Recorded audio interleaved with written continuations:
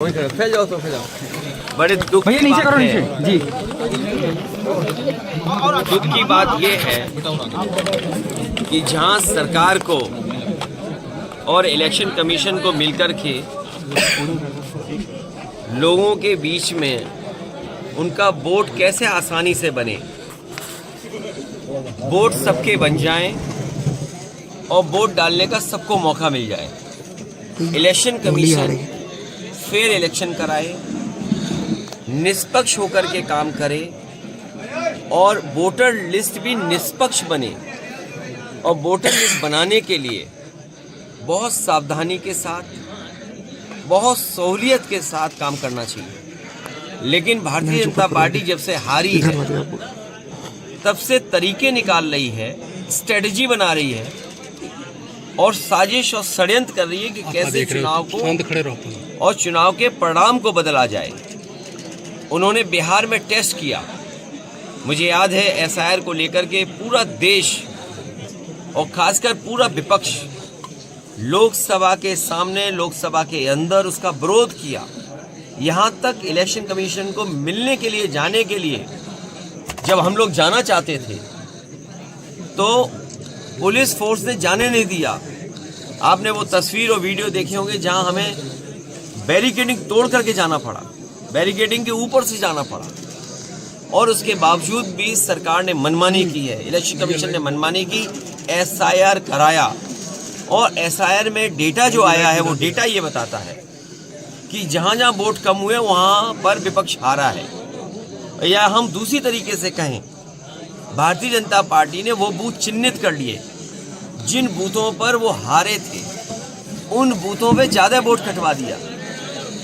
जो आने वाले समय में लग रहा है, घुसपैठियां नारा दिया, घुसपैठी बात कही, लेकिन घुसपैठी कहाँ मिले बिहार में?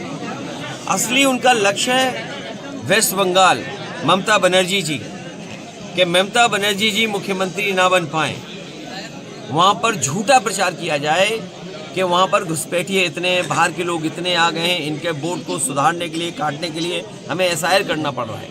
और यूपी जैसी जगह जो देश की सबसे बड़ी स्टेट है, सबसे ज़्यादा मतदाता हैं, वहाँ पर इतनी जल्दीबाजी क्यों, इतनी जल्दीबाजी क्यों और इतना प्रेशर क्यों दे रहे हैं आप?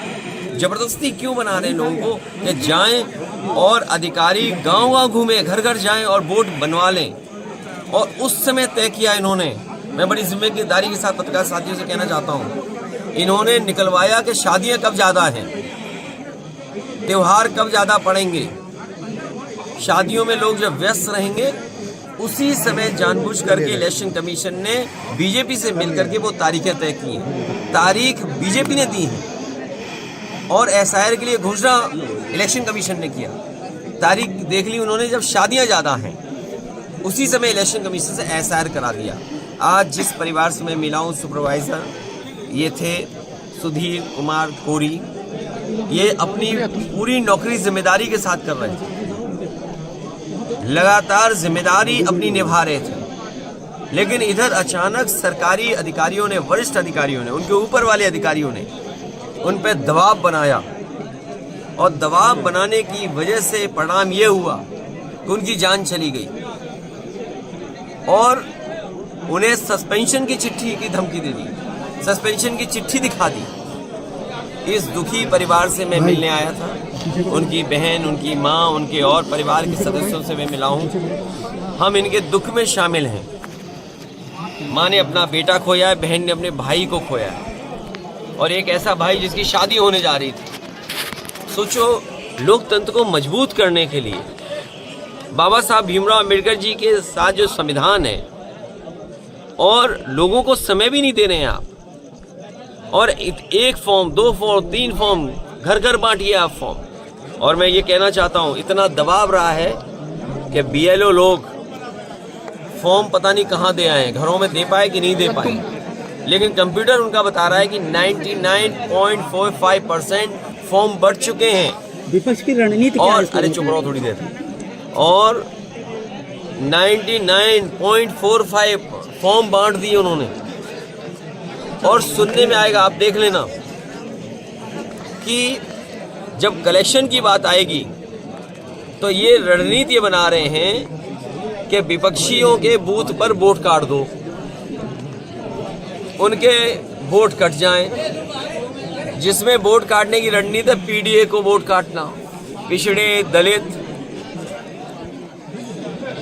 मुसलमान भाई, आदिवासी, आदि आबादी और जो अच्छे अगड़े उनके भी वोट काट दो। जो सेकुलर हैं, सोशलिस्ट हैं, निष्पक्ष, डेमोक्रेटिक हैं, उनका भी वोट काट दो।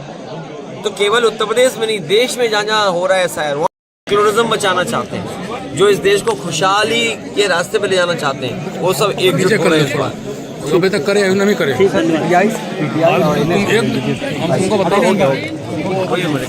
हर जगह जल्दीबाजी क्या है यूपी में? दबाव क्यों बनाना है अधिकारी पर? आपने न ट्रेनिंग दी उन्हें, न फॉर्म भरना सिखाया और सीधा आप करा रहे हैं। और अगर हमारे प्रेस के लोग सच दिखा दें तो कहो इन्हें भी आत्महत्या करनी पड़ सकती है, इनकी भी जान ले सकते हैं, इनकी भी एफआईआर हो जा रही है, कई पत्रकारों की जान गई है। जो विपक्ष के लोग हैं, पहली भूमिका ये है कि हम लोग इनके घर परिवार के साथ हैं और लोकतंत्र में जहां हो सकता है वहां आवाज उठाएंगे। और अभी लोकसभा चलने वाली है, वहां पर जितने भी बीएलओ मरे, जिनकी जान गई है, उनके लिए सरकारी नौकरी मांगेंगे, 1 करोड़ परिवार के लिए मदद मांगेंगे। सरकारी जितनी योजनाएं हैं वो योजनाएं इन घर परिवार के लोगों को मिले और जनता से कहेंगे लोकतंत्र बचाने के लिए अपना वोट बनाएं और भविष्य में भारतीय जनता पार्टी को हराएं। पॉपुलर वोट उनके पास था और आपने तो यूपी भी देखा होगा, रिवॉल्वर लगा दी वोट डालने गए। अगर आप सीसीटीवी यूपी की वजह से हटाया, याद रखना, ये चुनाव आयोग जो आपको रिकॉर्डिंग नहीं दे रहा सीसीटीवी, आप जानते होंगे पुलिस को कोई क्राइम ढूंढना पड़ता है तो सीसीटीवी इकट्ठा कर लेते हैं सब और उससे क्राइम का खुलासा कर देते हैं। आप सोचिए, योगी होकर के सनातन सत्य का रास्ता है और झूठ का सहारा ले रहे हैं। आईएएस क्यों बनते हैं, आईपीएस क्यों बनते हैं? आप संविधान के तहत चलें। आप एसडीएम क्यों हैं? लोगों की सेवा करें। हमारी रणनीति ये रहेगी, इस सरकार को घेरते रहेंगे। परिवार का क्या कहना है? परिवार को हमने 2 लाख की मदद की है और परिवार जो तहरीर देगा हम उनकी मदद करें। लेखपाल संघ द्वारा प्रदर्शन किया जा रहा है, डीएम साहब के ऊपर मुकदमा नहीं लिखा जा रहा है। वो इसलिए नहीं लिखा जा रहा है मुकदमा क्योंकि वो सरकार के अधिकारी होंगे और जो सरकार के अधिकारी का मतलब भारतीय जनता पार्टी के अधिकारी होंगे। प्रदेश में जो भारतीय जनता पार्टी का अधिकारी होगा उस पर एफआईआर नहीं लिखी जाएगी। प्रदेश में लगातार दलित उत्पीड़न चालू है। आंकड़े जो बताते हैं और जो हम लोगों को जानकारी मिलती है वो यही है कि सबसे ज़्यादा दलितों के ऊपर अन्याय सरकार में हुआ है, पिछड़ों के ऊपर हुआ है, आदिवासी भाइयों के ऊपर हुआ है और अल्पसंख्यक भाइयों पे तो ज़बरदस्त हो रहा है जिसकी आप और हम कल्पना नहीं कर सकते हैं। और एक बिंदु और है, एक स्तंभ और है हमारा, अगर पत्रकार साथी सच लिखते हैं तो इन पर भी एफआईआर हो रही है।